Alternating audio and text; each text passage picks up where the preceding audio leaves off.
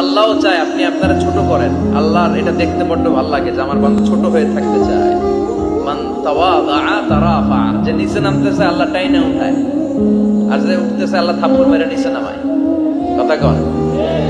মুসা আলাইহিস সালাম, সহিহ বুখারীর বর্ণনা, বনী ইসরাইলের লোকদের মাঝে ওয়াজ করতেছিলেন, নসিহত করছিলেন। তো একজন দাঁড়িয়ে বলল, ইয়া নবী আল্লাহ মুসা, মান আ'লামুন নাস ফিল আরদ। হে মুসা নবী, জানতে বড় মনে চায় বর্তমান পৃথিবীর সবচেয়ে বড় জ্ঞানী কে? মুসা আলাইহিস সালাম কয় আমি। মুসা আলাইহিস সালাম কি বললেন? আনা।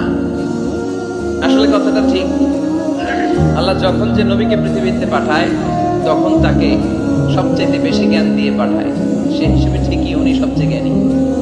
কিন্তু উনি এইভাবে নিজেকে সবচেয়ে বড় জ্ঞানী বলে দিবে, এটা আল্লাহর পছন্দ হয় না।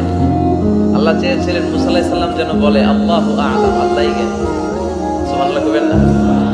কিন্তু তা না করে উনি কি করলেন? যখন বললো সবচেয়ে বড় জ্ঞানী কে, উনি হুট করে কি বলে ফেললেন?